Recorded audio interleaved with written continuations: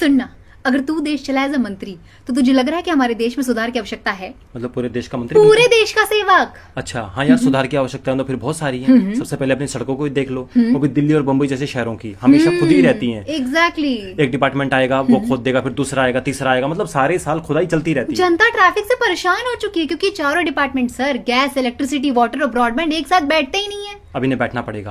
अब जनता ये फालतू की चीज सही की नहीं। हम रोड के नीचे वो नहीं बना सकते एक बड़ी सी टनल? बिल्कुल बना सकते हैं सर। ये खुदाई का झंझट ही खत्म हो जाए। हाँ सर, उसे सब टनल्स में डिवाइड कर देंगे ताकि सारे डिपार्टमेंट्स बिना अफेक्ट हुए काम कर सकें। और ये बनेगी फ्लड प्रूफ। हाँ, एआई इंटीग्रेशन के साथ, ताकि सर मेंटेनेंस और रिपेयर सुपर क्विक हो जाए। वाह पिया, आपका दिमाग। इसके लिए मैं कह रहा हूँ भारत में दिमाग और संसाधनों की कमी बिल्कुल नहीं है। जो सिस्टम है ना उसके अंदर डिजाइन की कमी है। हाँ सर, डिजाइन और देश दोनों अपग्रेड करेंगे इस बार। और जो अपनी ये कानून व्यवस्था है ना इसके भी थोड़े कान खींचने पड़ेंगे। स्ट्रिक्ट करना पड़ेगा सर। बिल्कुल। चाहे क्राइम छोटा हो या बड़ा, हम चोरी को छोटा क्राइम समझ के इग्नोर कर देते हैं। यही आगे चल के मर्डर, रेप और किडनैपिंग का रूप ले लेती है। अब चाहे क्राइम छोटा हो चाहे बड़ा, कानून बहुत ही स्ट्रिक्ट रहेगा। सर अगर किसी गवर्नमेंट एम्प्लॉय ने on duty of duty crime कर दिया तो उसके लिए भी सेम रहेगा, लाइव होगा सब कुछ। अब एग्जैक्टली सर, हम रक्षक को भक्षक नहीं बनने देंगे क्योंकि रिसेंटली एक हेड कांस्टेबल ने एक लड़के को गोली मार दी, वो मर गया। रीजन क्या था? वो लड़का बिहारी था, बस।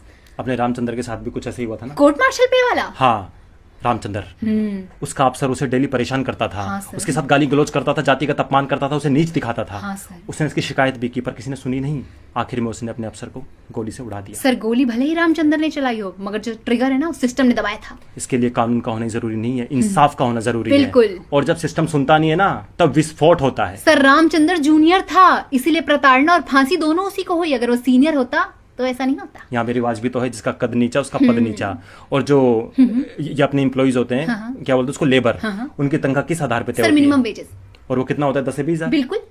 फिर इसमें उनका खर्चा कैसे अपना चलता है? 5-6 हजार रुपए रहने के, 5-6 हजार रुपए खाने के, और 2-3 हजार रुपए ट्रैवलिंग के, फिर 2-3 हजार रुपए और बचे। उसमें क्या होगा? अठन्नी बचता है सर, यही मिनिमम वेज का कॉन्सेप्ट। इसके लिए मिनिमम वेजेस को हटा दो, हम लागू करेंगे लिविंग वेजेस। सर उसका तो बेस्ट फॉर्मूला है, मतलब खुद का पर्सनल खर्चा, परिवार का खर्चा, savings plus emergency funds. Emergency? हाँ सर। इससे याद आया, हाँ? जब आदमी हॉस्पिटल में एडमिट होता है ना तो उसके खर्चे से उसकी कबर टूट जाती है। सर हेल्थ इंश्योरेंस उसको बढ़ावा देते हैं। पर उसके अंदर भी तो करप्शन है। ये दे तो देते हैं पर क्लेम के टाइम पे भाग जाते हैं। हाँ सर, प्रीमियम भर भर के लेते हैं, क्लेम रिजेक्ट कर देते हैं।